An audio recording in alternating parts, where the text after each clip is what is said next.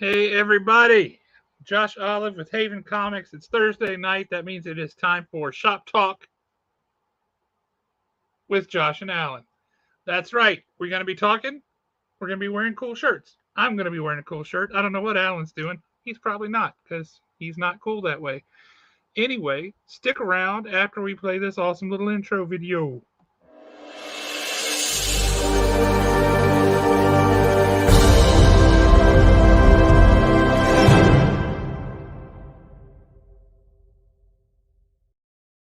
And we're back. And by we, I mean me, because I'm here with my cool Shop Talk shirt and my cool Haven Comics hat.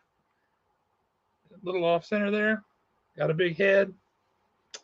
But yeah, look at me. Look at us. We got merch. We got stuff. It's really cool. And we can 100% thank Alan for that because Alan's the one who did it. So, speaking of the man that we need to thank, Alan Breedlove.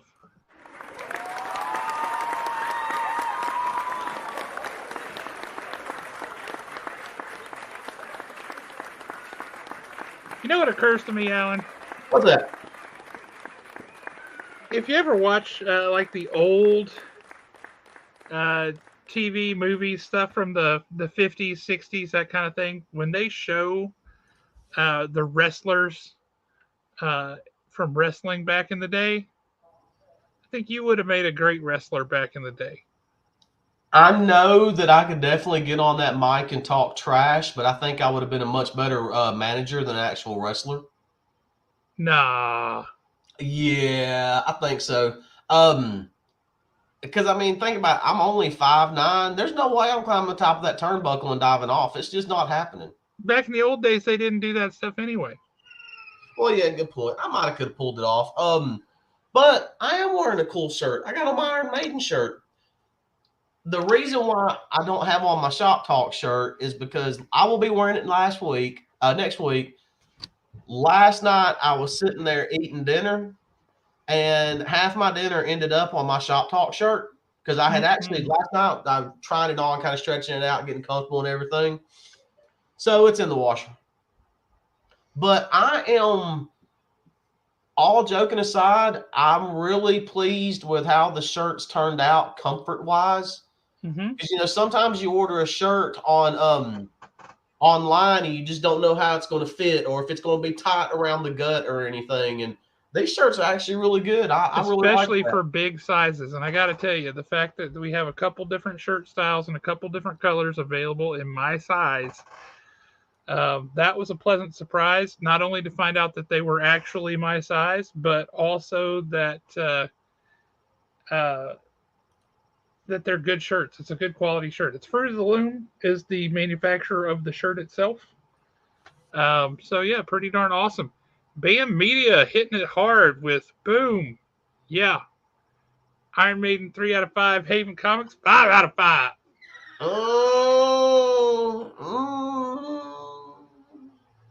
I mean, I got to take that as a compliment because I did the shirts, but at the same time, it's kind of Iron Maiden, come on. Number of Bill the Beast. Fisher. One of the greatest albums to come out of the 80s. James, what's happening, brother? And so we have the Shop Talk shirts as such. We have the Haven hats, right? We got the Haven shirts, and in particular, this blue is a really nice blue with that Haven logo. I mean, look at that. That almost matches perfectly, doesn't it? Yeah, that's pretty. That's pretty right there. So for those of you watching that are kind of looking at that, the shirts, the way they look right now with the smaller logo, that is the only shirts done that look that small. Everything else is, I went through and like reproportioned it and got it looking a lot better. So, and if you want to order this weekend is free shipping. That's cool. So yeah, this weekend will definitely be a good weekend to order. I feel like there's a story here. Oh, the short that I posted yesterday. Okay, yes, I get that.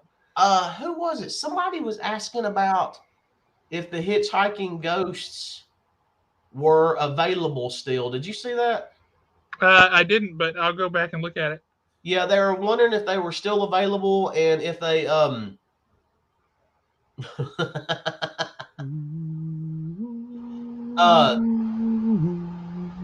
if they were still available and how much they were. Look. Yeah, I'm gonna get going here in a second. You know, people have told me for years that I should get my car wrapped with the Haven logo. I do think about that. That'd be pretty cool. You I don't could do know. like you could do like Haven on the hood and Shop Talk on the trunk. Oh, I was going to do Haven on the hood and then like a red cape. Okay, yeah, that'll work too. But Shop Talk on the back windshield or something would work. And in addition to the cool shirts, the cool hats, we got stuff like this. Yeah, that's my dog Rosie wearing a Haven Comics bandana. And so he didn't feel left out. There's Jack wearing a Haven Comics bandana. How cute is that? Look at these models. Yeah, so far with the stuff that we've got in with them, and one of the reasons why I did go with Spread Shop is, I mean, they got a really good reputation, and I could not find any complaints out of them. Somebody's always going to complain about how long it took for something to get shipped to them. That does happen. But I mean, so far, everything that we've gotten from them, I've been really pleased with it. I've been happy with them.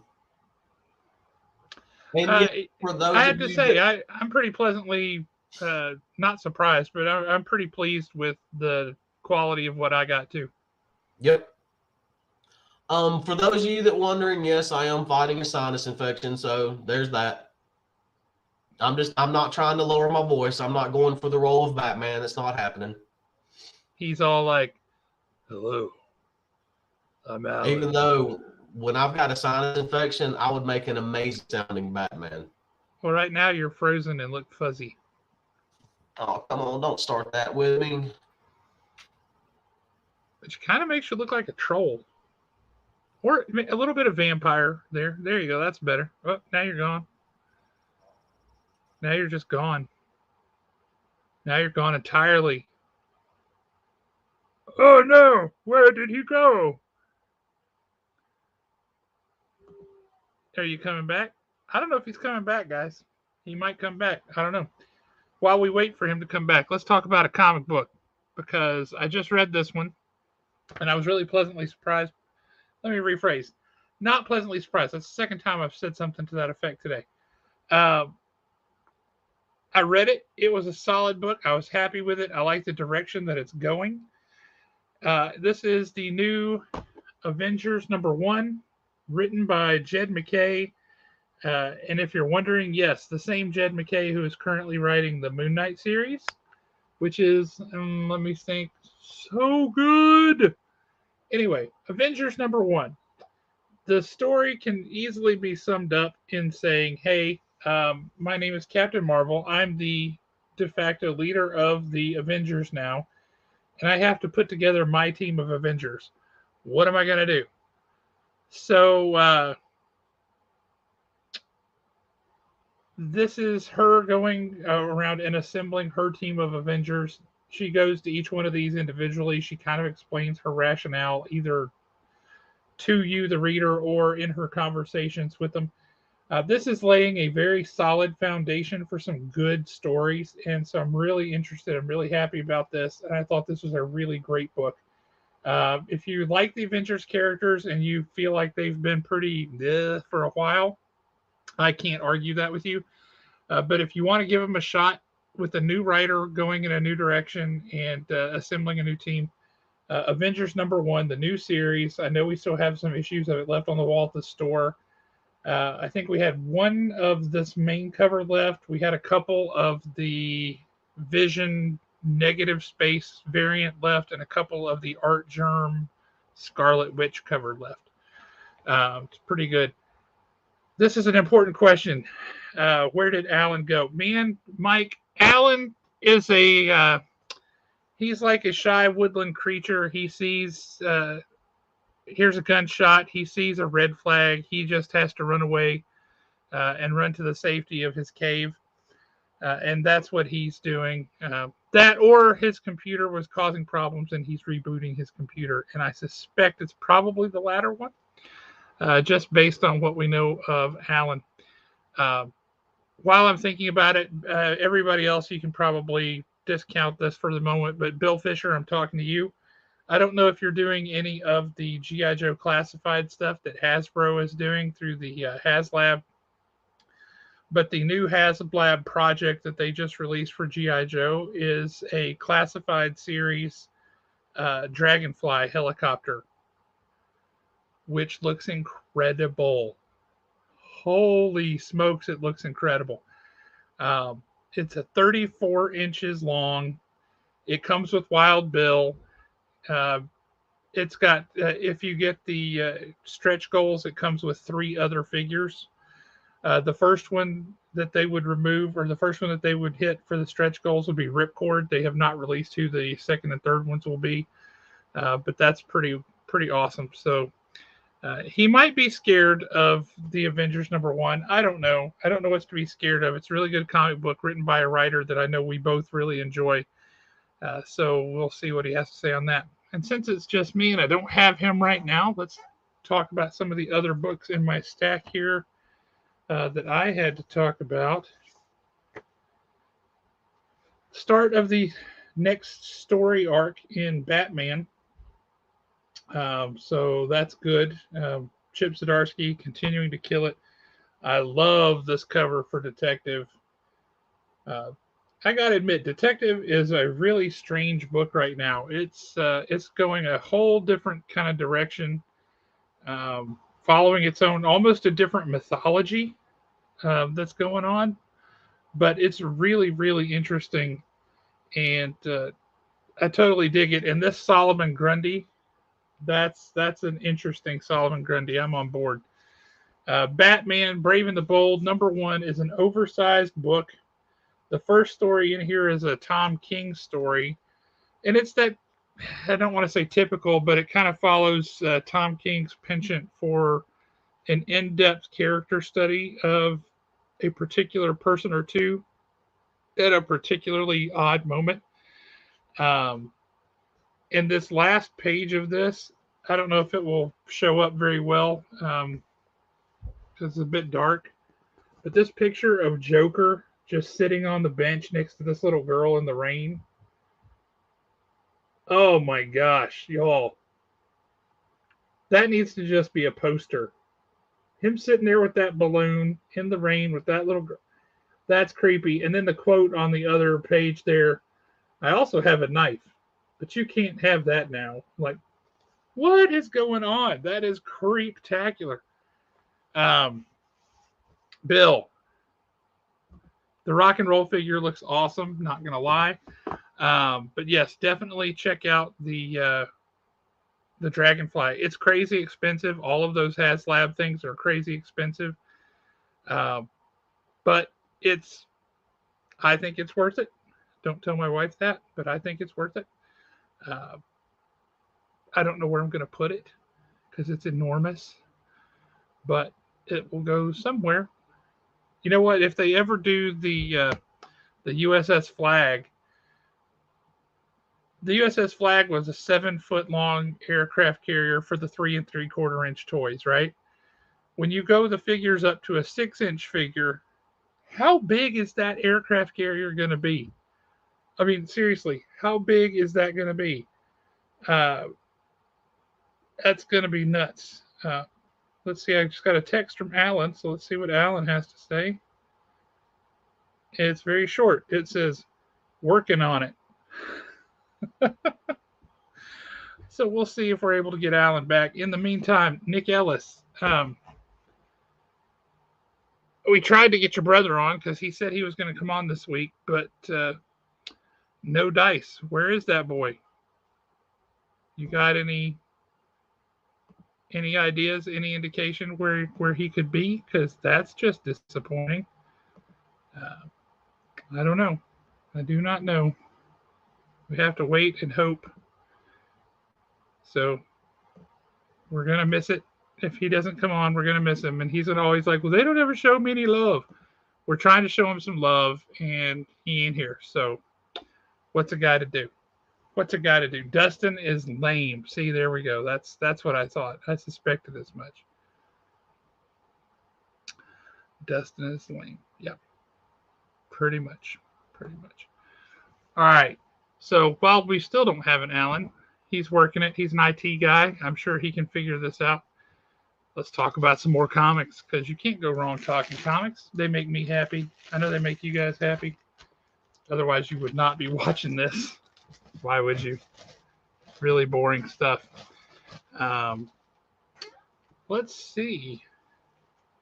Definitely more of the Throwback Thursday kind of book, but just had this one come in, and I hadn't read it in a while, so I thought while it's in my hands, I'm going to go ahead and reread it. And that was a lot of fun because it threw me back. I remember when I read it the first time back in the day.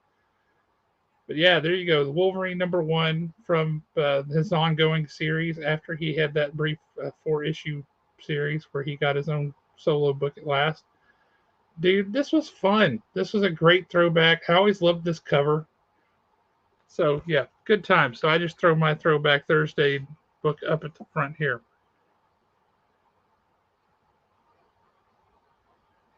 Oh, I gotta send a code that I just got sent. Let me see what that's all about. Hang on a second. Nothing like solving our IT problems online, live in front of God and everybody. That is.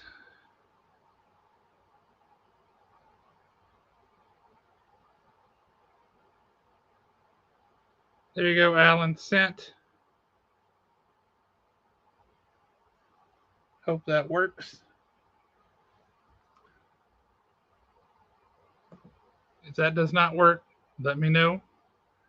I know Alan's going to have this on his list and he's going to want to talk about it, but I'll go ahead and at least preview it here. Red Zone #3. I don't know. You guys are not listening to us, which I understand. We're just blowhards talking, but this is AWA, the publisher, the big AWA here.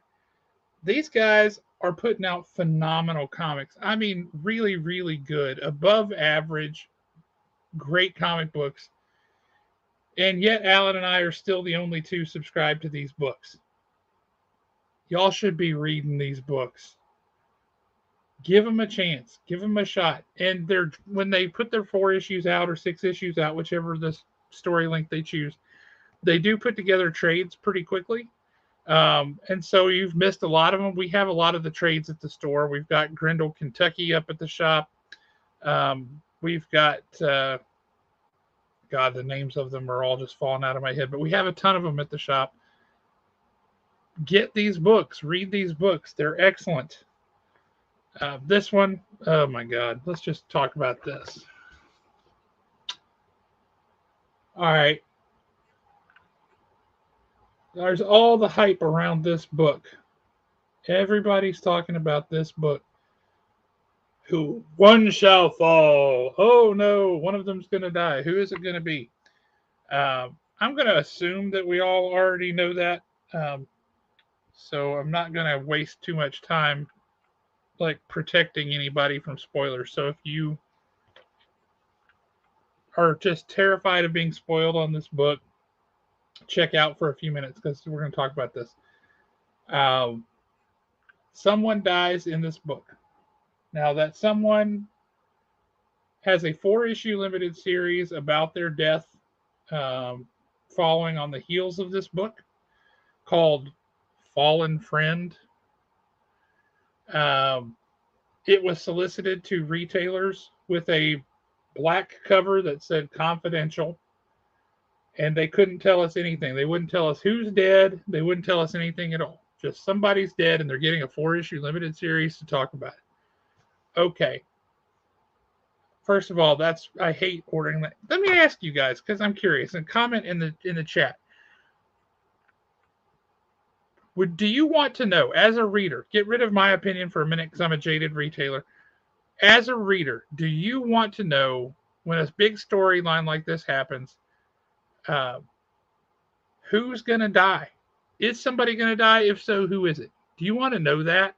Do you want that to be marketed to you? And I ask because we go back to, let's see, the death of Superman, right? Death of Superman. The story was called The Death of Superman. So it wasn't exactly like a big shocker. Everybody knew where the story was going. Nobody was concerned about spoilers. And the outcry, the public showing up to buy that comic book was massive.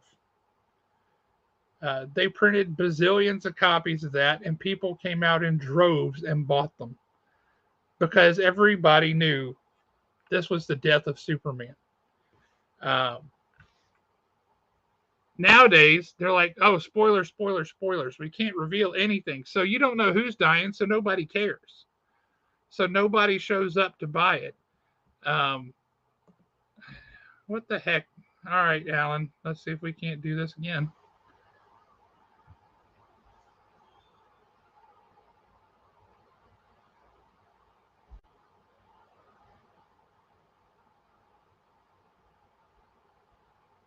There you go. That code's supposed to be good for 15 minutes, so I don't know what's going on, but hopefully that one works. Um, so anyway, nobody comes out when it's all a big mystery hush hush because they've long since lost any credibility with readers when they say this is a big book, you're going to want this. People don't, they've been burned too many times. They don't care, right? So they don't come out for it. We don't have anybody signing up for it. It doesn't make any difference. See, I agree with you, Mike. I think people will make informed decisions when they have some idea of where the story's going, right? So we got this story, which, according to Marvel, they told the writer Zeb Wells, they told him, don't go to any conventions for the next couple of years because people are going to come after you and beat you up because you're killing off this beloved character, blah, blah, blah. So in this book, all signs point to they're going to kill Mary Jane. They're going to kill Mary Jane. They even make you think that in the book that that's what they're doing. And the way they do it is a real cheap shot way. The person that they kill off is not Mary Jane. The person they kill off is Kamala Khan. They kill off Miss Marvel. I told you we were going to release spoilers. They kill off Miss Marvel. And the way they do it is she uses a power she literally has not used since like the very first time she showed up, which is a shape-shifting power that enables her to look just like Mary Jane. So the killer thinks he's killing Mary Jane, but in fact he kills Miss Marvel.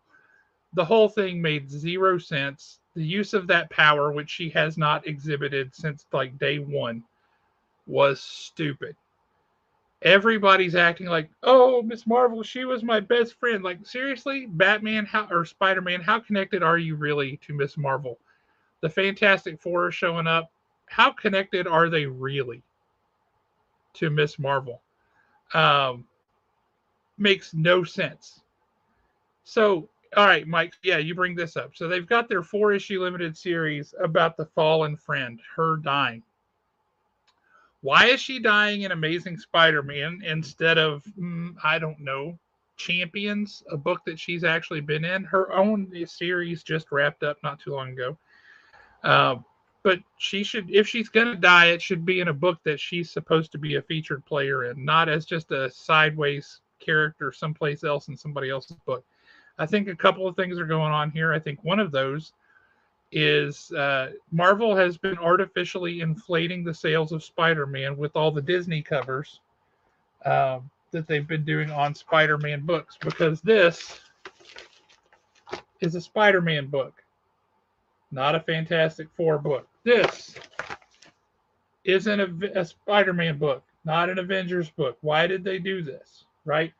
They're trying to goose the sales on Amazing Spider-Man so that it looks like it's selling the numbers that it should be selling at, but is not, because people don't care for what's going on. They don't like the stories. They don't like the art.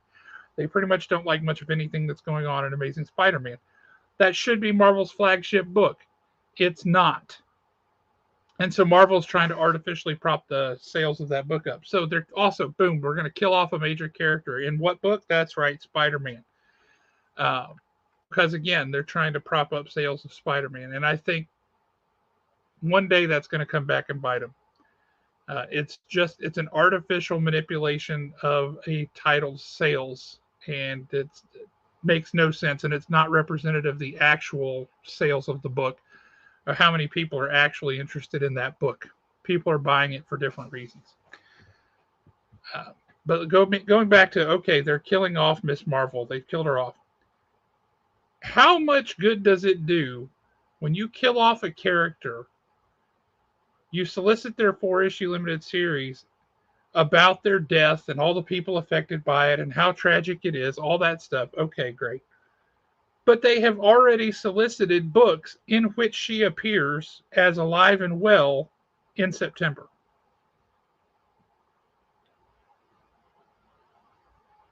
The whole thing is hollow and meaningless. You know she's got a new movie coming up soon. They already told you they've got her cast, or they've got her in future series alive and well coming out in September. So she won't even be dead for 5 months. I think just enough time for her 4-issue limited series to wrap up, and that's if it all comes out on time. So, yeah, I'm a little bit jaded and a little bit cranky about this particular outcome. I'm not real thrilled with the way that that's gone. I don't know what you guys can, other than not buying it, which says to Marvel, with your pocketbook, we don't support this nonsense. You can write to Marvel and let them know. They do have a letters page. They do have an email address that you can send to, and you can say, we don't like what you're doing. And if enough people do that, they may actually listen. I mean, I don't think that they necessarily will, but they might. You never know. They could. Alan, I'm guessing that didn't work, bud? Who knows? So we'll keep going. I'll come off of my rant about this particular book, and we'll move on. Let's see. What are we talking about? Storm number 1. She's got a 4-issue limited series. You can see what era it is. Oh, look who's here. It's a fun group. You got old school Rogue. You've got Wolverine, Colossus, Nightcrawler. That's all great, and I like those names. But the name that I'm really interested in for this book is right here at the top of that creator list. That's right.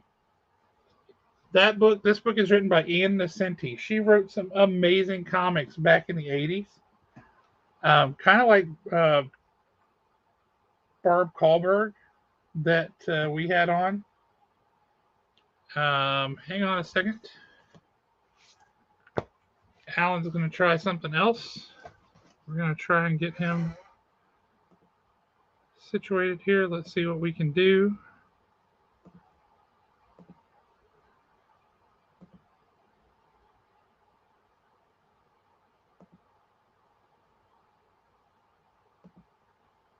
Alan.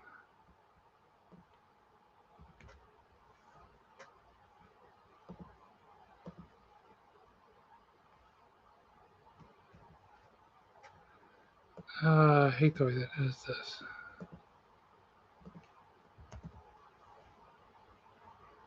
All right, let's do that. Okay. Sent, Alan. Try that. I sent it to Nick too, but he didn't seem to respond to it. So what a shame. Yeah, Ann Nesenti. Sorry about that. Yeah, this is written by Ann Nesenti. She wrote a ton of great books back in the 80s. I always loved her stuff, and she's writing a 4-issue Storm Limited series. She's got a couple other books that are coming out from Marvel now, too. Um, so it's good. They've been bringing back some of their old school talent. David Michelini has come back. I just learned that's how you're supposed to say his name, by the way. It's not Dave Michelini, it's Dave Michelini. Look who's here. Dude, that seems like a catastrophic failure. So I know what I did, but it's something that we need to talk about offline because it involves email addresses. Okay. Yeah. So basically, what I did was I had to go through, reboot everything, then clean out my cache. And once I did that, it wiped out all the passwords and everything. So I had to sign back in all over again. And I was using the wrong email address to sign back into Haven, to sign back into StreamYard. Then I realized you should be getting another email saying, hey, here's a new code. Got it. So, and it should be coming to your personal email on that one.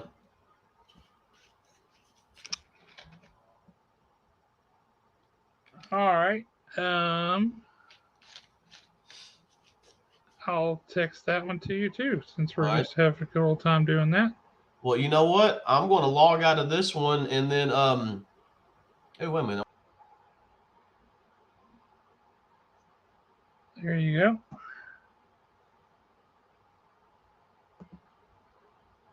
Well, this has just been a really interesting day. So anyway, they're bringing back a lot of their old talent, which I've really been appreciating because these were folks that did some of the best stories back in the day. So yeah, they've brought back Dave Michelini to do some stuff. They're bringing back what you call it. We'll have to Falco's doing some stuff, and Nesenti. So we can hope that they bring back Joe Duffy to write some comics because I loved having her on the show. She was amazing. And I hope they bring her back to pick up the threads, maybe write a new Power Man Iron Fist story, something like that. But yeah, Storm, written by Ian Nesenti, recommend that. That's a good one. So while you were away, did you hear any of my rant? I heard a lot about the Spider-Man and Mary Jane, and I thoroughly agree with you on that. About you really can't market a book and tell people what to buy if you don't know who's about to get killed. If you know absolutely nothing about the book, how are you supposed to, let's just use you and I, for example. If you call me tomorrow and say, hey, there's this amazing book coming out and you need to buy it, the first thing I'm going to say is, okay, what's it about? And you're going to say, well, I can't tell you. All right, why can't you tell me? Well, I don't really know. Okay, then how do we know it's an amazing book? All right, you just totally teed this up, so I'm going to go ahead and talk about it. This afternoon, I was on a roundtable discussion. I was not part of the discussion. It was 100% a one-way discussion. But I was in attendance at a roundtable discussion between Jonathan Hickman, Brian Hitch, and C.B. Cebulski. They were talking about the upcoming Ultimate Invasion 4-issue limited series. Seems a weird time to bring it up and for them to talk to us about it because final order cutoff for that was like a week and a half ago. So we're not at a point where we can increase our orders and have any sense that they're actually going to show up. So the timing of this is very strange. But the one thing I can reveal that they talked about, well, first of all, let me say this. What you just said of why is it good? What's going on? Who's the bad guy? What's the crux of this? What can I use from this to tell people why this is good? They would walk up to that line and then tell me, oh, but we can't tell you that. Mm-hmm. So frustrating. Because you're just telling me, go off on faith and know that it's written by Jonathan Hickman and it's got art by Brian Hitch, so it's going to be good. Okay, probably. But that's not enough most of the time anymore for people to get excited and come in to buy a book. they want to have some sense of what it's about before they commit to it, right? But the one thing I can tell you is that the Ultimate Invasion 4-issue limited series is setting up a relaunch of an Ultimate Universe. It's not going to be the old Ultimate Universe that got destroyed in Ultimatum, um, but it is a new Ultimate Universe, um, and that's going to be an ongoing thing. That's not going to just be an issue, 4 issues, and then it goes away. This is going to be a new, ongoing Ultimate Universe. So if you liked the Ultimate Universe before, and Lord knows I did, um, hopefully this will be as good as that was. Fingers crossed. What are your thoughts on that, Alan? I think, and I mean, this is just my personal thoughts. I think that they really need to quit trying to come out with all this new stuff and relaunches, and they need to fix some of their current properties. They need to, honestly, they need to axe well over half of the X-Men books and start working on a really good X-Men series. Same thing, and I 100% agree with Nick Ellis on this. He said it better than anybody else that I've heard say it so far. As far as Spider-Man is concerned, they need to bring in someone that actually cares about the character. I had somebody ask me about this a couple of weeks ago, and I know this is going to sound really weird, but kind of stick with me. The problem is they're bringing in some of these people that are supposed to be these up and coming hotshot writers and all this stuff, or they're basically just throwing somebody on a book is the way that it feels sometimes. And they're writing the stories that they want to write. I understand that and I get that. But when you have characters that have been around as long as Spider-Man, Fantastic Four, Daredevil, you don't really and truly have the luxury of writing what you want to write. You need to write the story that the character deserves. That's why Daredevil's been so successful with Zdarsky. Yes, he wanted to tell this story, but he did it in a manner that this is the story that Matt Murdock deserved. This was Matt Murdock was completely and totally able to walk away from being Matt Murdock. He gave completely into the devil. We got to see the journey that took him on. And when I say the devil, I mean Daredevil himself. We finally, I'm hoping, I could be wrong. I'm hoping against hope that we could be completely and totally done with the whole Mike Murdock thing.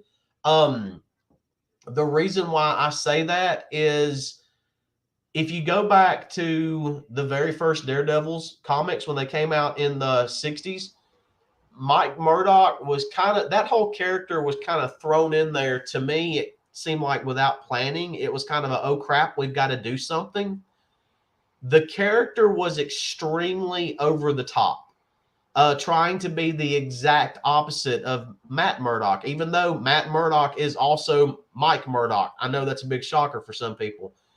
So some of those comics in the very beginning were a little weird because he, instead of having a dual persona, he had a trio persona that he was trying to maintain. And they kind of make it, sometimes it's fun, other times it's not fun. That's why I say they really need to find somebody that's going to write the story that the characters deserve, not just what they want to write. I can't think of his name, but the guy who's writing Fantastic Four right now, he's writing the stories that the characters truly deserve at this point. Ryan North, yeah. Yeah, it has taken us 487 years, but by God, we finally got to Aunt Petunia's house. And you know what? We needed to get there eventually. He got us there. That's writing a story the characters deserve. Yes. A story worthy of these characters. Yeah, it's the same thing. I think that as of right now, and people can say what they want to, there's only one way that they can truly fix Spider-Man or X-Men, and you've either got to bring in Zdarsky to fix those two titles, or you've got to bring in Tom Taylor to fix those two titles. And the reason why, or even North to fix that title, I think North would do an amazing job with it. And the reason being is these three people know how to write character. They know how to make you feel for the characters again. Where other people are just kind of, oh, we're going to do this and we're going to introduce that. And this is going to be the big world ending thing. And then we're going to, once that falls flat, we're going to prop up sales with 8,000 different variants. It's got nothing to do with the comic book. Now, granted, there's nothing wrong with that. I'll be the first to admit, yes, I have purchased some of the Disney covers because I really did like them. I mean, what's not to like about Spider-Goof? But at the same time, I haven't even cracked open those books. I've literally purchased them, bagged them, and boarded them and set them off to the side. Yep, but Marvel doesn't care because they got their money. Exactly. But like I said, though, that's the thing. They've got to do something to fix the stories. They've got to do something. I mean, at one point, just what, a year, maybe a year and a half ago, Spider-Man had a new suit and was a social influencer. I mean, that was so stupid. No one cares about that garbage. That's not a story about the character. That's just some random what if idea somebody had. Save that garbage for a what if issue. Yep. So no, I mean, you and I think along the same lines when it comes to that stuff. Let's look at X-Men. Do we have to? Yeah, we do. Cyclops has been whining and crying since the late 80s, early 90s. Yep, pretty much since Madeline Pryor showed up. Exactly. It's not working. But here's the sad thing about it is Cyclops is actually a great character. He's being wasted. Same thing. Honestly, as much as it's going to make people mad, Wolverine's being wasted. Oh, absolutely wasted. I mean, he was so overused and yeah. oversaturated, and then they killed him off, and nobody even noticed. Where was the outcry from the death of Wolverine? Oh my God, Wolverine's dead. No one cared. Nope. So that when they brought him back, guess what? No one cared. Ooh, they brought him back and he has an Infinity Stone. So what? No one cares. And then we've got this, when Hickman wrote House of X and Powers of 10, it was absolutely brilliant. I mean, you're reading it and you're like, oh my God, he's done it. He has fixed X-Men. Yep. Yes, this is the X-Men I want. They finished the 6-issue miniseries. Then they bombard us with all these titles. And all of a sudden they're living somewhere between the moon and some island. And they all have their own special little apartment. And Wolverine is next door to Jean and Scott, and Cable is 15 years old, and it was so confusing and so poorly written at that point. That was the day that I cracked the joke in the store, and I was like, "Hey, whenever an X-Men title comes out, sign me up for the 6 issues, and then drop me for issue 7." And you said, "Why?" I said, "Because it never fails. Once they get to issue 7, it falls apart and it sucks."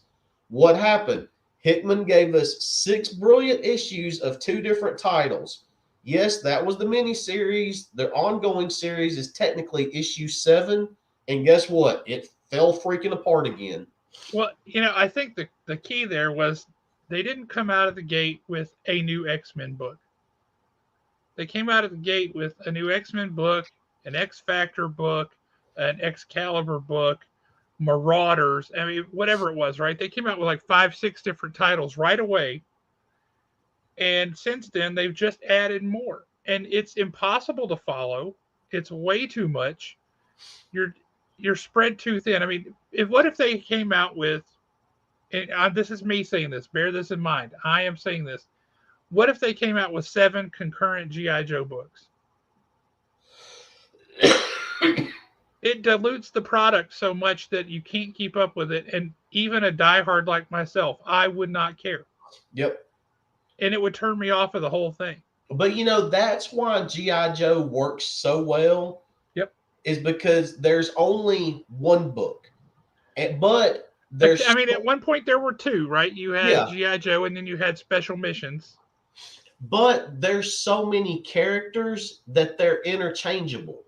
You never know who's going to show up on a mission, so it kind of keeps it fresh throughout. Yep. You don't know if you're going to have Snake Eyes, Scarlet, Junkyard, and Mutt, or if you're going to have, Falcon, Lady J, and Duke, Bazooka, and Chuckles. Yeah, I mean, you just don't know, and that's what they need. Would that be the worst team ever? Duke, Bazooka, and Chuckles. Well, yeah, it was. But it was still awful. But it was still better than anything they've produced X-Men or Spider-Man in the past 10 years. Yeah.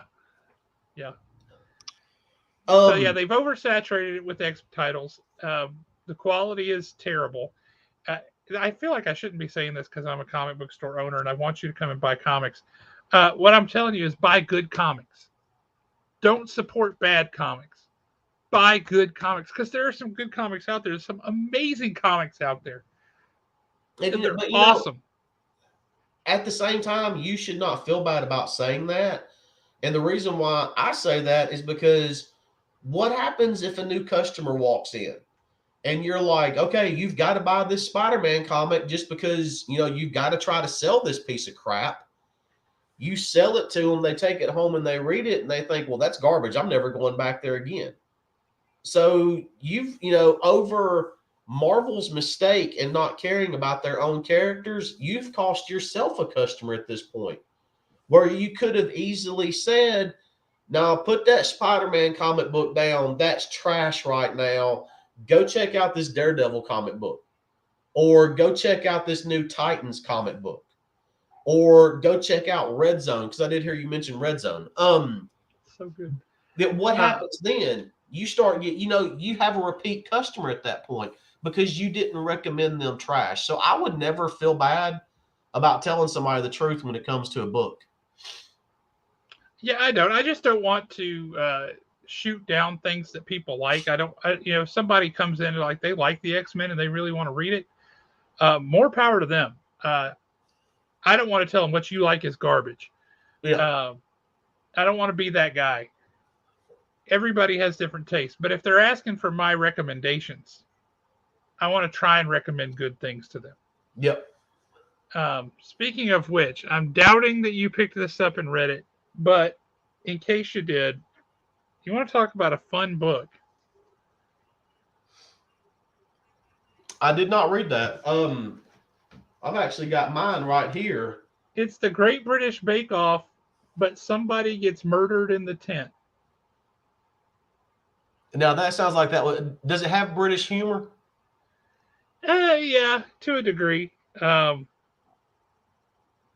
the murder in the tent is, if you're a Great British Bake Off fan, if you enjoy watching it, this is funny.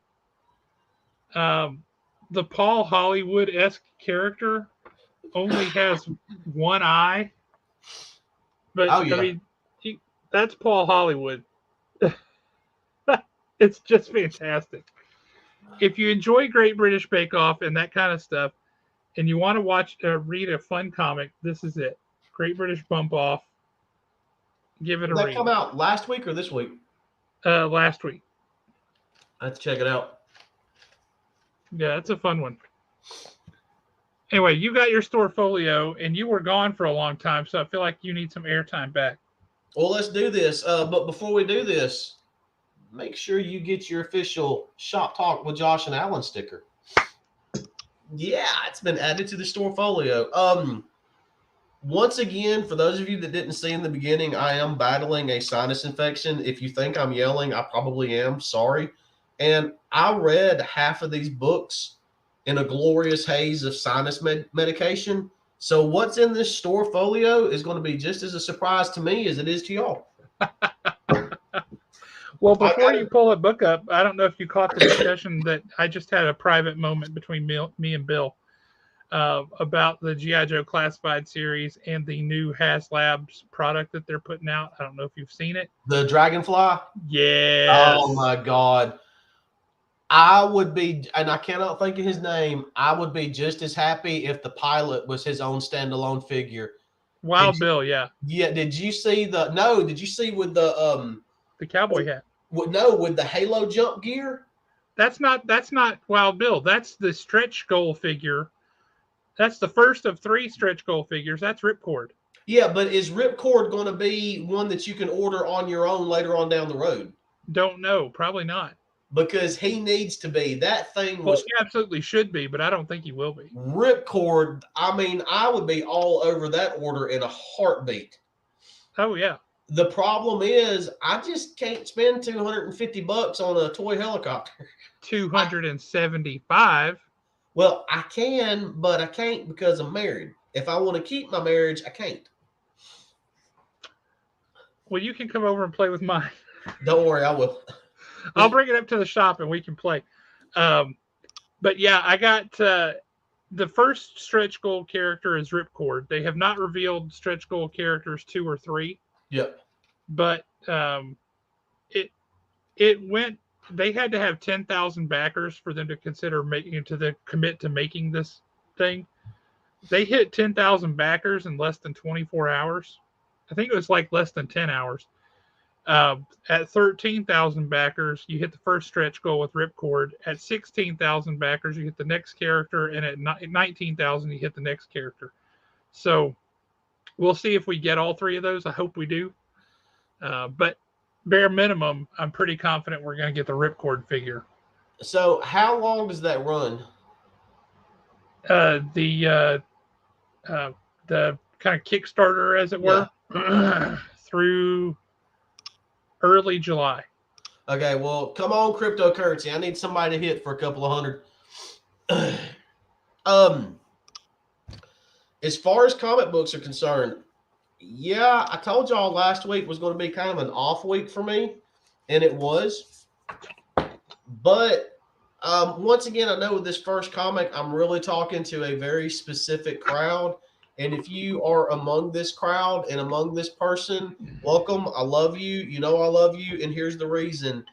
Alien number 2. So the Alien series has been really good because they've been going from basically group to group. And we all know that, I know I've said this before. You're not looking for your main characters to survive. You're only looking for like one to survive. This is really and truly about the xenomorphs. This was another solid issue. I like what Marvel is doing with them, and I like they even threw the little 21st Century Studios logo up there. But in this particular issue, the Wayland Yuta Corporation has basically got everybody on lockdown on the little ice station, Ice Planet. They are going out to basically look for more because even some of the people with Wayland Yuta really and truly do not believe that there's anything here worth it. They basically end up cracking a big hole in the ground, and it looks to be hundreds, if not thousands, of xenomorphs under the ice, and they're still alive. So naturally, So naturally, at that point, the chaos ensues.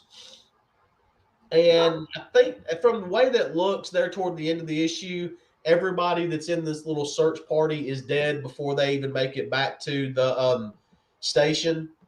This is one of those where I really wish that they would not have started here with the story. I wish they would have started with what happened to have all those xenomorphs trapped under ice. I think that there could be a really good backstory there. That would be an awesome backstory. Yeah, but once again, the Alien books, I mean, they've been fun to read. If you're an Alien fan, I cannot recommend these enough. They've just been fun reads. You get exactly what you want.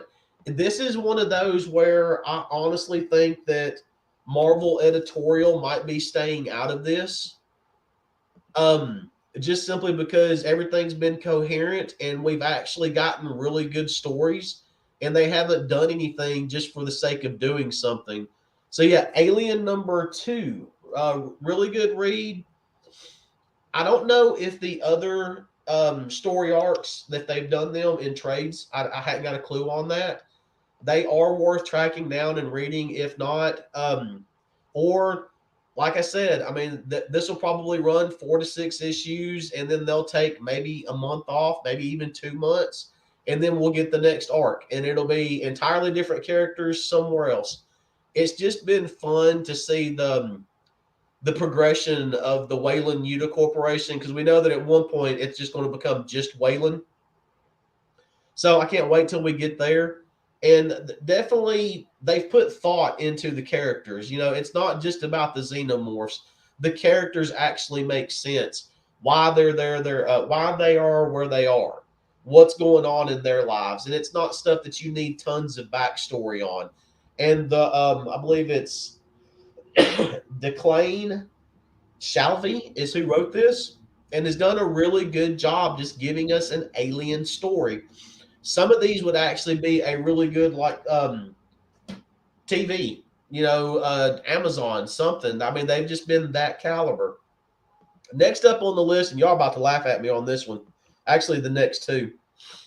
We have Detective Comics issue 1072 with an absolutely amazing cover of Solomon Grundy. Yeah, I showed that one off already. That one's gorgeous. Yeah, I'm glad you talked about it because. Well, I didn't talk about it much. I just barely had time to tap into it.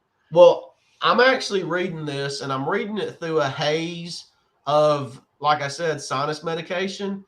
And I could have swore to God in the first couple of pages, the main bad guy told Batman that he would be his arugula. And it just went downhill from there for me. I'll be your lettuce. Is that like I'll be your huckleberry? Yeah, whatever he said, in my mind, he said, I'll be your arugula. That was just. That's fantastic. Yeah, nothing against the comic book. It, like I said, sinus medication and sinus infection. Basically, Batman's getting his butt handed to him. Yes. And bad, very bad.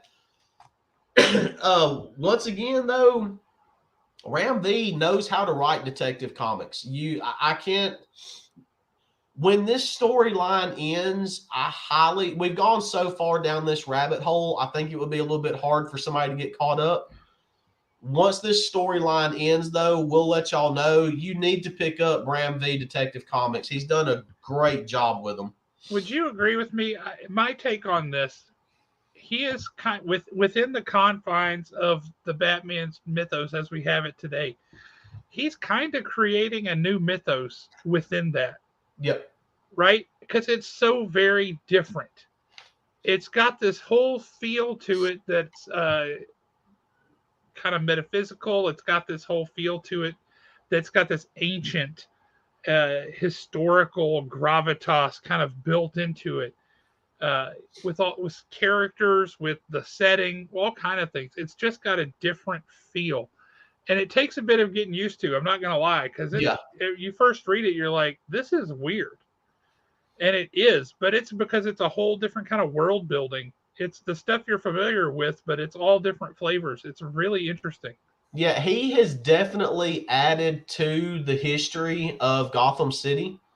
And it's like you said, it's weird, like those first couple of issues that he wrote, I'm like, what the world is this opera thing? This is just bizarre. Yeah. But once you really start getting into it and you give him a chance, it completely makes sense. The story, and one of my favorite stories is when he's telling, and it kind of somewhat finishes up in this issue, when he's telling the story of Ra's al Ghul and how he basically had to kill his best friend and everything. He's given us a deeper, richer backstory in history to characters that we never would have heard any other way. Definitely a good read. The more he writes it, this is one of those where he's not, and I think this is a really good example. He's not telling a story that he wants to tell. He's telling a story that he's truly passionate about. And when the writer does that, it just works. Period. Honestly, I wouldn't mind seeing what he could do with a Spider-Man. Spider-Man's going to become darker. It's going to become a little more adult-oriented, but I think that's what Spider-Man needs. Did you read this? No, I did not. The Brave and the Bold #1? Yeah, I did not pick that one up. I want to just show you one panel out of this, and it's from the Tom King story at the front. It's a one-page panel. If I can find it again. Come on, where'd you go? Here we go.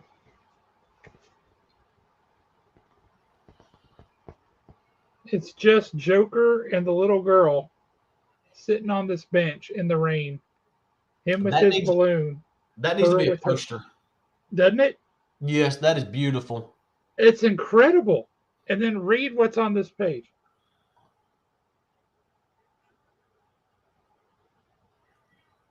Okay, so I will be picking that book up just for those 2 pages now. I mean, it's Tom King, so it's like an in-depth kind of a character study for the first story that's in here. But the other stories in here, there's a Stormwatch story by Ed Brisson. Huh. Superman, Order of the Black Lamp by Christopher Cantwell. And then Heroes of Tomorrow by Dan Mora. I didn't love all of the stories in here, but I really like the stories in here. And I love some of the stories in here. All right, I will have to check that out now. This is a really surprisingly good anthology book. You know, my favorite Joker story of all time, I cannot remember exactly which book it was in, and I'm sure you'll remember it. And it's actually been within the past, I don't know, 3, maybe 4 years. It was where when Tom King, when everybody thought Batman and Catwoman was about to get married, but you had that bizarre little story. I don't even remember which book it was in, where Joker had taken a man hostage inside his own home. I think. That was a great story. And he was waiting on his invitation.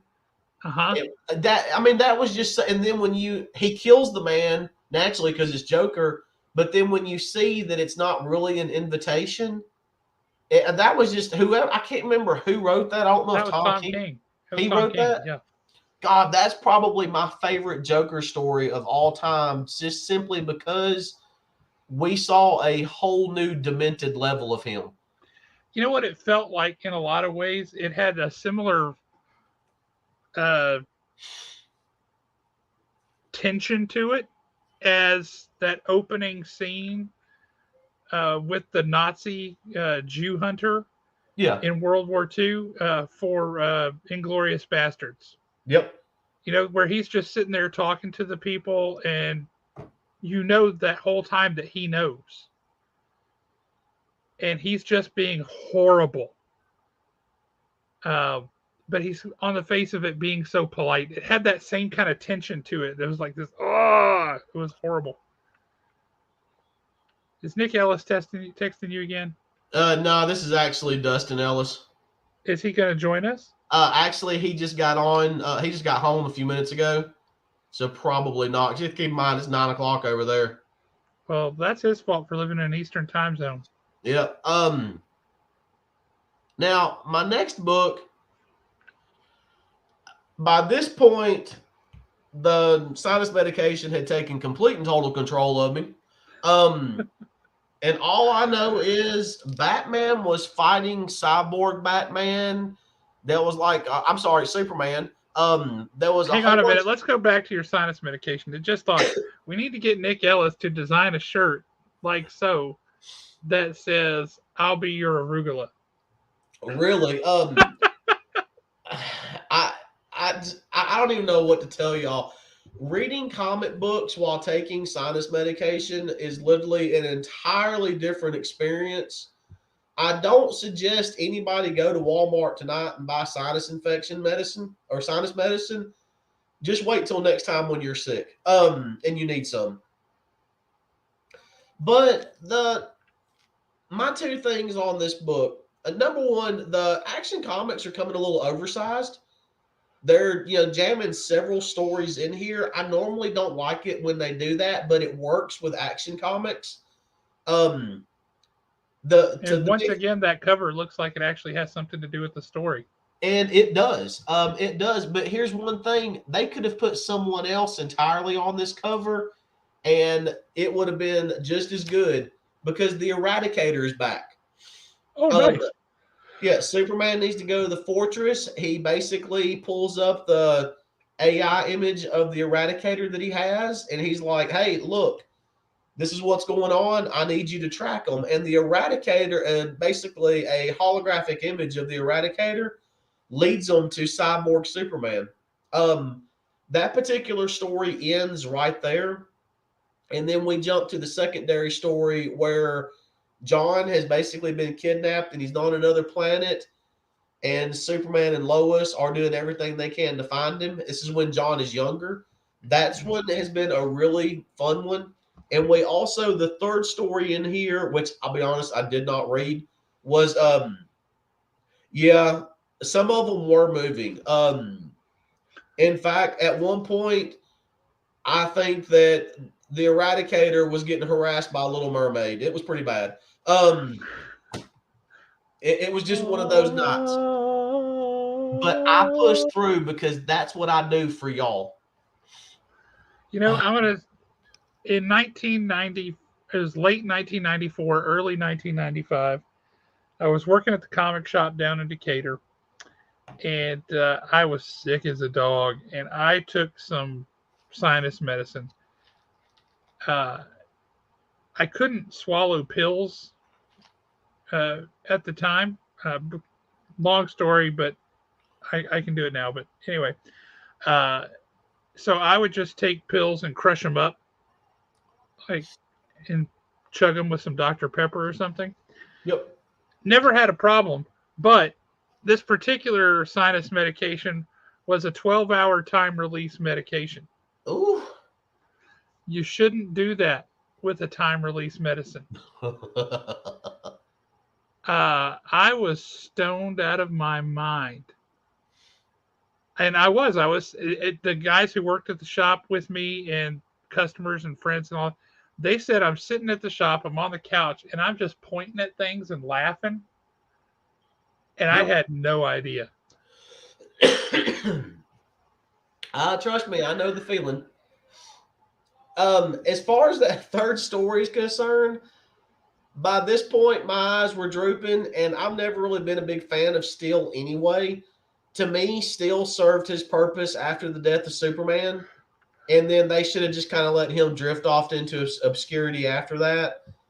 They're trying to bring him back with Steelworks. If anybody's a fan of Steel, by all means, go for it. It's just never been my cup of tea on that one. But yeah, both of these were really good. I just don't suggest reading them after you've taken sinus medication. Fair enough. Now, the next night, I did something extremely smart, and I said, I'm not taking any because I want to completely and totally experience this book. And it is Tales of Nottingham, issue 4. This book was so good. So good. And so the Tales of Nottingham have all been one-shots, and we're getting like side stories and backstories on some of the characters from Nottingham themselves. This particular story is about Friar Tuck, and it is the tithe has been stolen from the church, and the archbishop is just not having it. They do a really good job of capturing how corrupt even the church was back then. Friar Tuck's story and how he goes to the Merry Men, and the little bit of exchange between them, and then what Friar Tuck ends up doing and who he ends up bashing his head in and everything.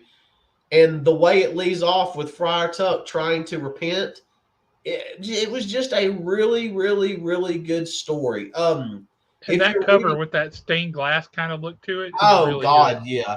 And I mean, to be honest with you, we have let me get over here. The Archbishop right here, not even 2 pages into it, I was hoping that Robin was going to put an arrow through his throat. I mean, it was, yeah, they did a great job of writing a one-shot bad guy and made you hate him within the first couple of pages.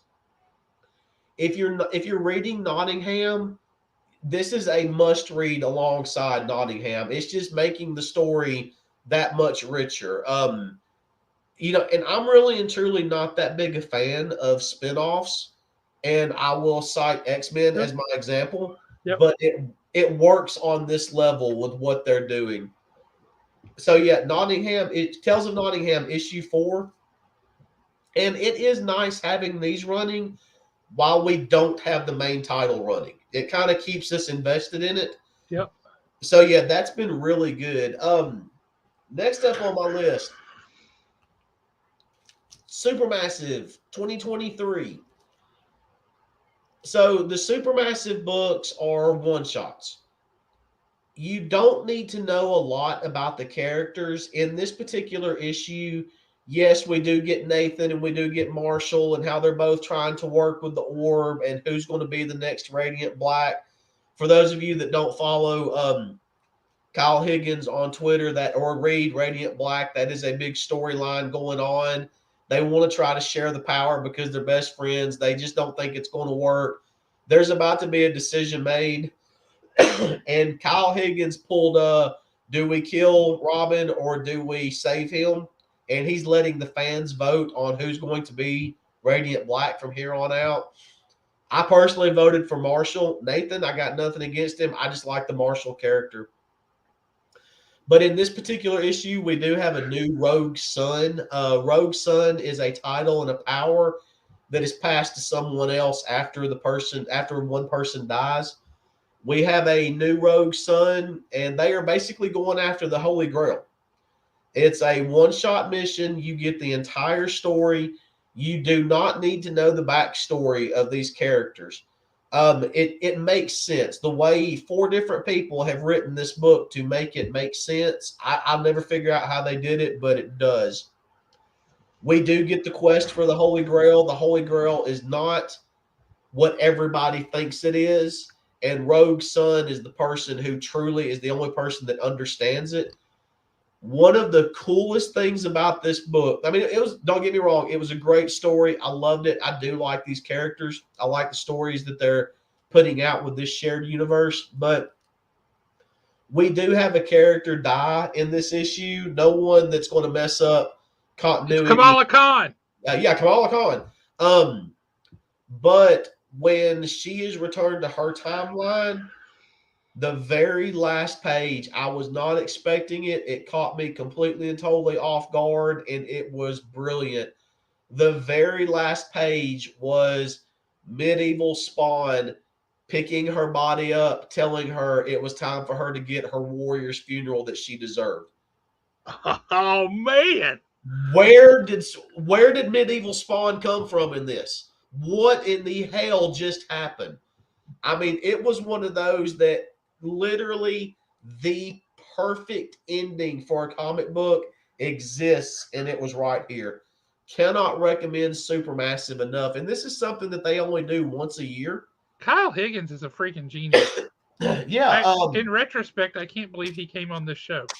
And I would, when no one finishes up, we've got to try to get him back. Oh, absolutely, for sure we do, because holy smokes, that was good. It has been so good. Yeah, so here it is, and I'm going to kind of cover something up. You've got her body and someone kneeling in front of her, and then they make a comment, and then when you pull down, he's wrapped her body up, and he's about to take off with her. And that's where he says, time for you to get the warrior's funeral you deserve. Man, that's awesome. And it was, I mean, I was literally having to double check emblems and stuff to make sure that it's who I thought it was. I was like, I can't believe that they pulled Medieval Spawn over to this, even if it was for one page, but it was the perfect ending to this character's story. I'll do my throwback pick right quick, and then I've got one more Thursday. Yep, and then I got one more comic after that. I know I'm a little bit long-winded. There'll be no pull list tomorrow unless I decide to go home and load up on antihistamine and record an episode. If I do, that'll be a fun episode to watch. It'll definitely involve arugula, I'm sure, but probably not going to happen. He'll be snorting arugula, trying to he'll be using arugula to floss his nasal passage. Oh yeah. So I mentioned this comic book a few weeks ago And here it is. I'm still not happy about the grade, but there's nothing that I can do about that. I can explain why I'm not happy about the grade. But my throwback pick of the week is Web of Spider-Man #1. Yep. At first glance, you look at this comic book and you're like, why is this not a 9698? It's absolutely perfect in every way. The problem is, and it was not like this when I sent this to CGC, and I'm still butthurt, almost made me a trip to Sarasota, Florida. There is apparently a hairline crease that runs from here all the way down, and it was not there when we sent this thing in. But there's nothing I can do about it. I've had it looked at, and it is very deep, and there's no way it's going to press out. But at the same time, this is my book. Yeah, I'm not happy about that, but it's my book. I'm still happy with the book. I'm keeping it in the container with the grade, not to ever sell it, but to preserve it. So that's my throwback pick of the week. Web of Spider-Man #1. I wish that they still did covers like that. I really do. Man, Charles Vess is a genius. Yep. Several So years next up, ago, a couple of years ago, maybe 3, we got in some ginormous, oversized print sets. Some of them were Batman and Black Cat, and they were signed by both Charles Vess and Stan Lee. And we may still have those at the store. I'll have to check.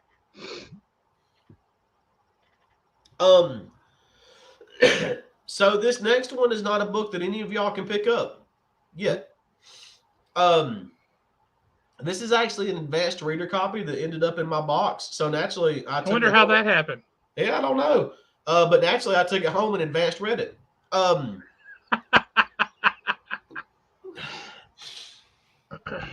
We have by Mad Cave Studios, Under the Influence, issue 1. Now, this is kind of a dual advanced reader copy. There's actually 2 stories in here of 2 different comics that I am going to show y'all. But Under the Influence has got a really cool premise. When I first started reading it, I was kind of like, okay, this is kind of dumb. I don't really care about this. But once it got to where they were actually going with it, I was like, oh, wow, okay, that's a cool premise. The whole gist of Under the Influence is and I don't want to give away any spoilers. I think y'all probably still have about a month, maybe a little more before this comes out. More. Is it more? So you still have time to sign up for it if what I'm about to tell you whets your appetite. So basically there is an online challenge that kids are doing where they are going to like convenience stores, gas stations, whatever, and they're eating as many hot dogs as they can before they can get caught without paying for them. And you're kind of reading it, and you're like, what's the point of this? Well, the FBI takes notice in these online challenges. And it all goes back to one man who actually had an issue with the company. It was a certain brand of hot dogs. And it was either a lawsuit, like I said, it's been a few days. It was either a lawsuit or a big argument that he had with this hot dog company. So he started this online challenge. And the reason why the FBI has taken interest in it is, well, I can't tell you that part, but the FBI ends up going to a younger agent and they're like, hey, this is what's going on. We need to investigate this. And the younger agent's playing on their phone. They're just, not concerned with it. And the agent says, well, I didn't join the FBI to bust kids. I joined the FBI to save kids, and turns them down. Well, I'm assuming it's like the special agent in charge tracks her down and says, hey, look, we're not doing this to bust kids. We think we have a much bigger problem. These online communities are spreading this stuff, and we think that this is actually a cult. And we think that this is what they're doing to help recruit kids. And then the FBI agent is kind of like, all right, I'm in now. It takes a twist. It takes it fast. It takes it there toward the end. I think it's going to be a fun read. I do want to check it out more. I want to see how far they go with it. Especially considering the day and the age that we live in and the way people just completely and totally abuse the internet and online communities. That really draws, this book really draws from that. And I think it should be really good. Now, is there a cult of people stealing hot dogs and eating them? No. It's an internet craze, and the FBI is afraid that they are using the internet craze to help recruit kids. So, yeah, I think this is one that'll definitely be worth y'all's time to check out and see what's going on with it. The second book that was in here, and I got to flip the page, is actually. No, you don't. Oh, you got it right there. John Tiffany. That's fun. Think. Just think assassins and hitmen trying to kill other assassins and hitmen. I mean, it was just a fun read. I definitely want this one. I want to be signed up for it. Well, one of the reasons you definitely like this, see a familiar name there? Well, yeah, that's because he's just that damn good. Steve Desberg is the writer, but Dan Panosian is also a writer, so he gets writer credit, and he's the artist. Yeah, Dan Panosian, irritatingly talented. You know what this actually kind of reminded me of a little bit? It reminded me of a cross between the movie Desperado with Antonio Banderas and the movie Assassins that had Sylvester Stallone and Antonio Banderas in it. Indeed, yes. It reminded me of a cross between those two, and it just works. It was fun. It's going to be action-packed. It's based on what I read in this, it's going to be a very simple story. He's a hitman that's got other hitmen after him. I mean, what else do you need to know at that point? So here's a question. So tell me what you think about this. On the show next week, because these are for all that they send these out to a lot of stores, these are actually pretty rare and hard to come by. These advanced reader copies. Yep. Why don't we do a giveaway next week and we'll give this one away? That works. What do you say? For that one and this one. Have you read Under the Influence yet? No, not yet. They put it straight in your box. They said, who do you want to get this? And I said, put it in Alan's box. I will put this in your box tomorrow, or I'll just pass it off to you tomorrow because you need to read this. Yes, I do. And then, I think that'd be a great idea. Give them both away. We'll give that away next week. We'll see if we can't put that in the hands of some happy-go-lucky, fun-time-loving, comic book reading nerd like ourselves who's going to enjoy that kind of thing. Yeah, and don't get me wrong, on the Under the Influence, there's nothing weird about it. I would like to get Mark London back on after Hunt, Kill, Repeat finishes up. And Exorcist Never Die. Yeah, and Exorcist Never Die. When those two finish up, get him back on, and then we can start needling him some more on the superhero stuff. Indeed, I would love to have him back on. He was a phenomenal guest. He really was. He was so much fun. He is, honestly, to me, Mark London, Kelly Yates, and Kyle Higgins, they're all the same in the fact of once you actually sit down and meet them and get to talk to them for a few minutes, you automatically want to support their effort and what they're doing. Agreed. Speaking of Kelly Yates, he will be in town this weekend at Kasterborous. He'll be there. Or sorry, they get mad when you say it that way, even though that's how it's spelled. It's Kasterborous. Kasterborous. Or just Con K for short. But anyway, Kelly Yates, former guest on this show, will be at Con K this weekend, which is taking place at the Holiday Inn there at Mid-City. So right there in front of Dave & Buster's, REI, Top Golf, all that. and Haven is going to be there. So swing by. Their top guest that they have is John Barrowman, Captain John Harkness from, or Jack Harkness rather, from Torchwood. Swing by, see him, get a sketch from Kelly Yates, buy his new book. I think Amber Adams, he's got a couple of advanced copies of that. But yeah, swing by, talk to us, buy stuff from us, say hey to Kelly Yates, get a sketch from him. Uh, Take advantage of the opportunity to meet him while he's here. He is just a class act of a guy, and you, like he said, once you talk to him, you want to support him because he's just a cool dude. Yeah, what sold me on Kelly Yates was when we were talking about comics and pickups. And he went and grabbed his stack of comics he so got he could just as participate. Yeah, he got just as excited to talk about his comic. That right there sold me on Kelly Yates. Me too, 100%. I was on board. He's like, "Can I do it too?" And I'm like, "Yeah, absolutely, man." What are the hours for Concave Saturday? That's a good question. I don't remember off the top of my head. Talk to people while I look it up. Well, what I'm hoping is that, number one, if I'm talking to y'all, look, I'm still mad at y'all for buying Green Arrow #2 before I could get a copy. I've got you one on order. But at the same time, I'm glad y'all did it because if y'all would have noticed, Green Arrow 1 was a little trippy in places. That would not have mixed well with the sinuses. That might have sent me over the edge right there. I might have ended up on top of my house trying to shoot arrows. Like you do. Yeah, do what you got to do. No, I think Saturday is definitely going to be a day to sleep in and just hopefully let some of this work through my system and then come up there Saturday afternoon if it's going late enough. Because I definitely want to meet Kelly Yates. I really want to buy that one print with all the dogs as Doctor Who. Oh, yeah, that was a great one. Yeah, I love that.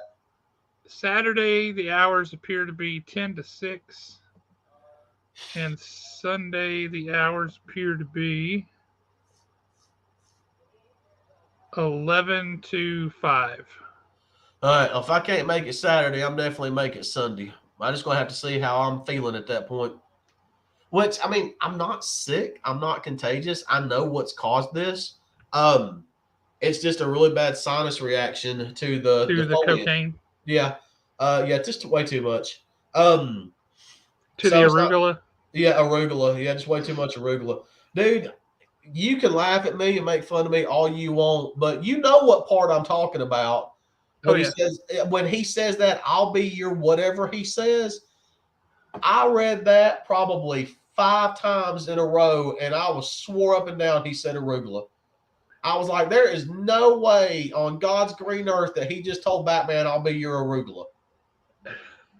I was like, I do not need to be reading on medication again, period, point blank. Let me just go ahead and finish. Maybe it'll get better. It didn't. That's fantastic. Yeah, Nick, we're going to need a graphic for I'll be your arugula. I'll be your arugula. That's hysterical.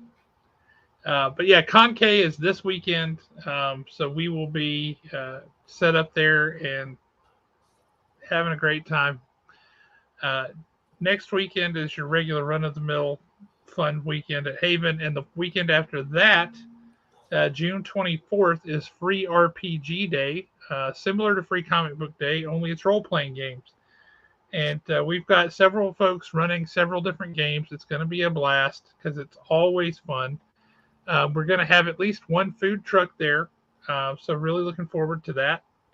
It's going to just be a great day overall. And I highly encourage everybody to come out, hang around, play some RPGs, play one you know and love, play a new one you never heard of before. It's all about just having a good time and trying something new.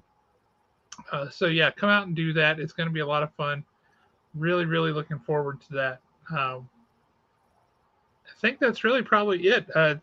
We didn't have a ton this week since Dustin blew us off and didn't come on the show. Yeah, there's a reason. I know the reason. I just don't want to say it in front of everybody. I'll tell you when we get done. Nothing bad. It's all good. Is it because the 9.2 crew, he was really disappointed? Yes. And I don't blame him. I would be too. But then he also didn't get home till late. So I was actually scanning League of looks like Loki 1 came out this week. Mm-hmm. Although Now, let's jump back real quick and revisit another book. We have very few people signed up for this book, and I want to tell you guys, don't regret sleeping on this book and not picking it up. You're gonna want it. Void Rivals #1 comes yep. out next week, June 14th. Void Rivals #1 by Robert Kirkman. It's a new shared universe. It's an unusual universe for a new property to be introduced into. Now, I've got, and you may not be able to answer this question, but Star Wars: Return of the Jedi, the Empire #1 come out this week. Got to get some hands on Ah, that. Why are they not telling people what's going on in Void Rivals? Does it happen in the first issue, or do we know anything about it other than what it is? they are holding that announcement for a unified event like Void Rivals #1 to make a big multi-domain platform, multi-domain announcement about this universe and what's going on with this universe. I only know about it because I was on a roundtable discussion where this was shared, but I was also sworn to secrecy by Robert Kirkman himself, so I'm spilling nothing. But believe me when I say I'm excited about it. I do like that Robert Kirkman is trying to do things like it was done back in the day. We just didn't know what was fixing to happen from issue to issue back in the day. There was no such thing as spoilers. I mean, it was so much fun. It really was. So I'm liking what he's doing with this. I do have to admit that. Robert Kirkman has done a lot to support the direct market, to support retailers. I mean, he launched a brand new series a couple of years ago that he didn't solicit in previews at all. Die, die, die. And he launched it with copies to retailers. He said, whatever you order of Walking Dead, I'm going to send you that many free copies of this book for you to promote to your readers and sell. How awesome is that? That's him putting money in our pocket as opposed to trying to rip us off and take money out of our pocket,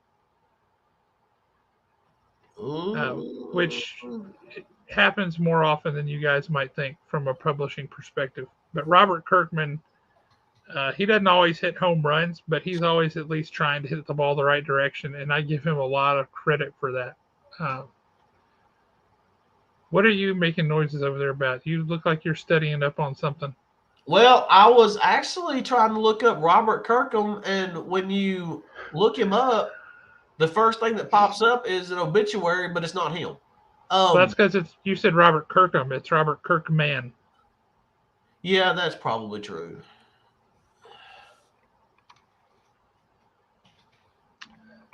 Yeah, Robert. I don't know who Robert Kirkham is, There but he is. rest in peace. All right, so he is 44. He's closer to our age. Yep. So that right there, he's on the tail end of Gen X. That's why he's doing what he's doing. He understands what it was like back then. This is true. When you just, I mean, you literally, I do feel sorry for some people. I mean, now everything's broadcast online.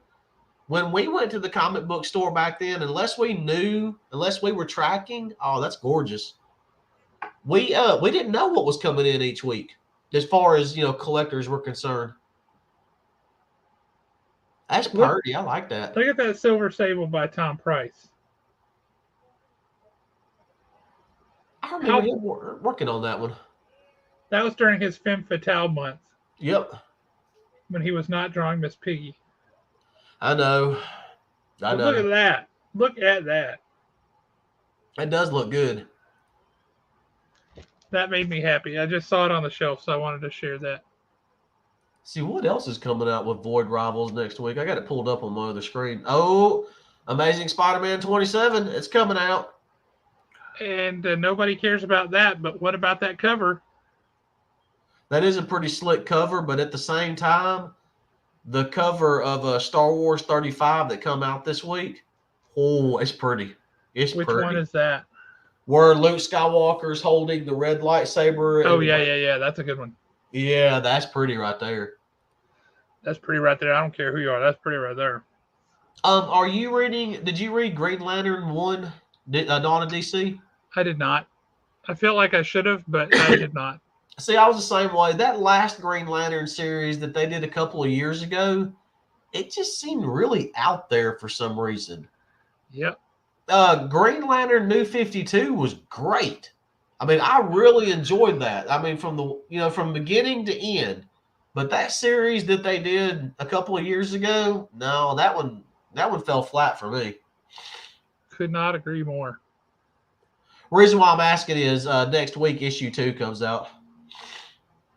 Yeah, it's a fun time. I'm looking forward to. I'm really optimistic about Dawn of DC. I really am. Before I launch into that, here's a question from Bill. Honestly, I don't know. I need to go back and look at that. I'll tell you here in just a second because it was just right here. But go back to the Dawn of DC thing. I think there are certainly segments within Marvel, but I think DC on the whole is taking a more enterprise level approach to this. I think that return to basics of storytelling and character focus, I think Dawn of DC is really aiming to get back to that. And from what I have read so far across Superman, Action, Green Arrow, it's achieving that goal, and it's making them good books to read again. I couldn't tell you the last time I read a Superman book and actually cared about what happened in it. Yeah, but Dawn of DC Superman made me want to. It made me care and made me. I enjoyed a Superman book. Yeah, I honestly think one of the best things that they did was bust up the Justice League.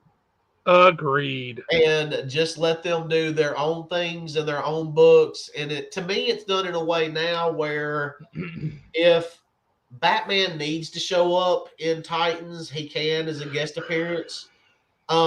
Just like Superman showed up in Nightwing 104. It was a guest appearance. It was a good scene, and then it was over with. He was not the focus of the book. Yep. So yeah, that was the best thing that they've done is just letting them tell their own stories now instead of having to bring everybody together. Everybody's crossing over. Everybody's doing this. Everybody's doing that. And I am looking forward to. And if you're not signed up for it, I'm telling y'all right now, sign up for it because I got a feeling we will be doing a lot of talking about Wonder Woman issue 800. And the reason being is one name, 2 words, Tom King. That is when he takes over. And for anybody that likes, I really can't wait to see what he does with Wonder Woman. I'm definitely looking forward to that. Well, I will say this, and I hate to pile on because it wasn't his fault in any way, shape, fashion, or form. He got all the blame for it, but it wasn't his fault that DC marketed it the way they did. The whole Batman Catwoman wedding fiasco. If Tom King writes a story where it looks like Steve Trevor and Wonder Woman are getting married, and then they don't, then I might have a beef. Yep. But you're right. I'm looking forward to Wonder Woman 800. I think Tom King is a really good writer. I think he's got a niche. I don't love everything he does, but he's got a niche of stories that he tells really, really well, a certain flavor. And I want to see more of that. And I think in the Wonder Woman arena, I think he can do really, really good work. And I could be wrong, but his books really seem to have some type of noir feel to them. Oh, absolutely. If anybody hasn't picked it up and you're kind of wondering what he did, if you didn't read Tom King during his run on Batman, it was a really good run. I liked what he did. I actually like what Tom King did with Batman more than I did with what Tynan did with it. Yeah. But my suggestion is to, and I know a guy that can hook y'all up with this, get the trade paperback for Batman Killing Time. Yep. So good. So, and it really and truly, and now in Killing Time, oh yeah. And they're back. Yeah, I'm wondering what Zdarsky's going to do with them. Because now, see, to me, that brings up a very interesting question. And for those of you that have not read Batman, you're not going to understand what I'm talking about. But for those of you that did read it in those days, you'll know perfectly what I'm talking about. So during the Tom King run, we had the whole, did they meet on a boat or did they meet on the street? And then when they finally really and truly get together and it's no longer just a mission for her, they both agreed they met on a beach. That was the only time, they truly, all the walls came down, they were there. If you've read it, you understand that that was almost perfect storytelling for those two characters. When she leaves him at the altar, it's literally left off with, I've got things I've got to take care of. We will meet back here on this rooftop in 1 year. Is Zdarsky going to take us to that 1 year mark? Is Zdarsky going to be the one? And the reason why I thought of that was when I saw, you've already read it, hadn't you? I hate you so much right now. I really do. But that was the first thing that I thought when I saw that cover was, oh my God, is it the 1 year? I mean, because 1 year to us is totally different than 1 year to them. Yep. I mean, 1 year to them is actually 10 years to us. Yep. So, yeah, I'm definitely looking to see what he does with their relationship.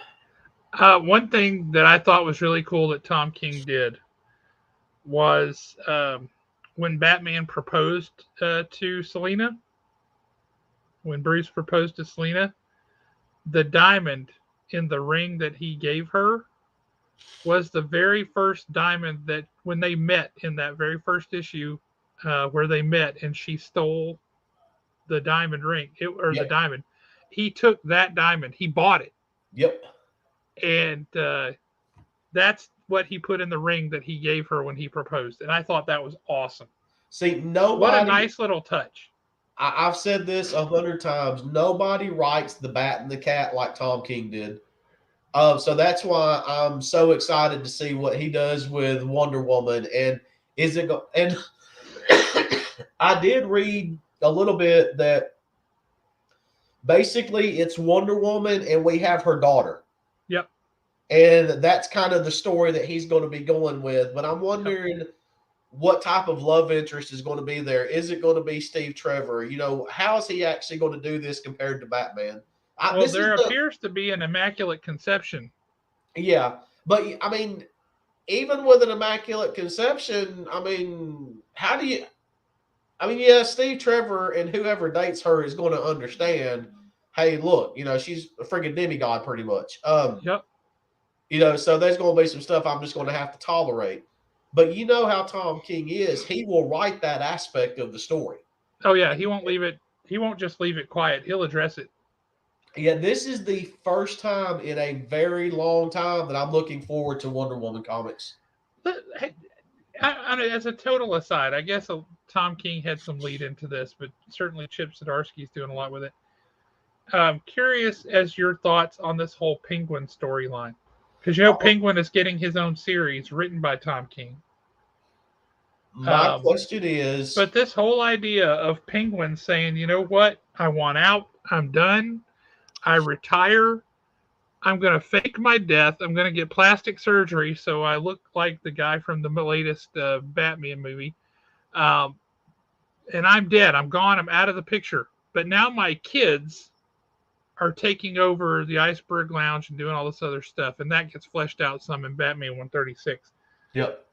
But that's a different take for a character that has been part of Batman's rogues gallery for so long. What do you think about that? I mean, it kind of makes him an interesting character again. I want to read it because I want to see how they're going to do it. And the reason being is it's going to have to go back to, and we're going to have to get references to when Selena was just basically tracking down all of his kids. Mm-hmm. It's going to have to draw on some of the stuff that Tom King did. My question is, are we going to get the Penguin from the main story run, or are we going to get the Penguin from Killing Time? Yes, the Penguin from Killing Time, he did get tore up pretty good, but he was absolutely ruthless. I mean, old boy is pretty much laying on his deathbed at one point and is giving orders to kill. Mm-hmm. I really, if we're going to give the Penguin his own title, which I do plan on reading, I want to see a return of the Help. Yes.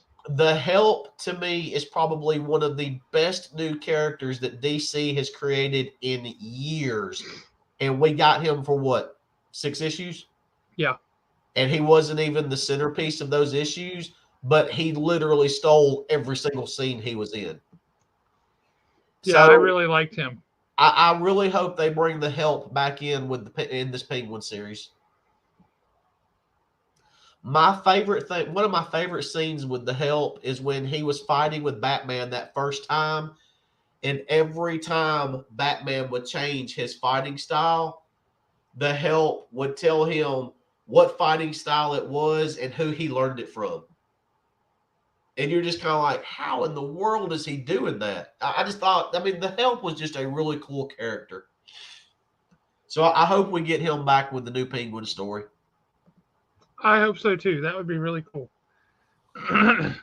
Hey, have a good night, Mike. Hope to see you at Concay. I hope you're able to swing by. Say hey to Kelly Yates. Get him to do a commission for you. I know you like that. Mike, if you're still on, I think you would really like Amber Adams. He does really good with that. You know, I agree with you. I think so too, Yep. Bill. I'm curious to see what they do with it. I think they've established enough stuff around the Penguin that he could be a really interesting character. They've just always made him kind of a Groucho Marx kind of a. I'm not really evil. I just like to play the game. Yep. I'd like to see more of the character that he really is, and I think that now they've given him enough leeway to do it. I'd be curious to see what happens. But hey, I think it probably is time for us to sign off. Have you got anything you want to say before we let folks go? Thanks for sticking with us through our technical difficulties tonight, everybody. I know you got a whole lot of me ranting, so I apologize for that. Yes, thank you for that. Also, go pick up Detective Comics issue 10, whatever it was. You will know the arugula part the second you read it. That you will. Let's make the arugula a top-selling comic.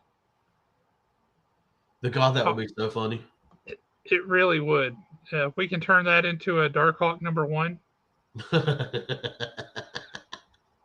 Like, why are the sales of this book so high? I don't know, but everybody has to have it. Let's start that. Let's make that official. Let's start that. Here it is, right here. This book. It is Detective Comics number 1072, and it's a gorgeous cover. So I mean, all joking aside, that is probably one of the best renditions of Solomon Grundy I've seen in a long time. It's exactly what I was saying. It is a beautiful, beautiful take on that character.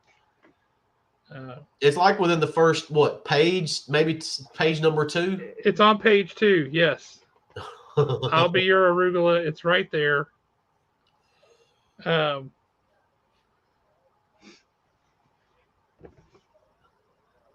There it is. I mean, how do you even get arugula out of that word? It's not focusing. No, I know. I'm trying to. It's just not going to focus. Yeah. But there it is. I see, even right now, I see arugula. Even with it blurry, I still see arugula. There it is. It focused in there for Origa, yeah. Origa. Well, let me tell you what. The other night, it flat out said arugula. I believe it. Let's make that a top-selling comic. Everybody go out and dig up Detective Comics number 1072. It starts here. It starts today. Let's make that a thing. I promise you, Jeremy Long, if you watch this, you get Ram V here for the Pop Culture Expo next year, and I will have him sign that book and get it witnessed by CGC or CBCS, and he will sign it. I'll be your arugula. Gauntlet Throne. Yep, we need him. All right. That's a great way to end the show. You guys have a great night, and we will catch y'all next time.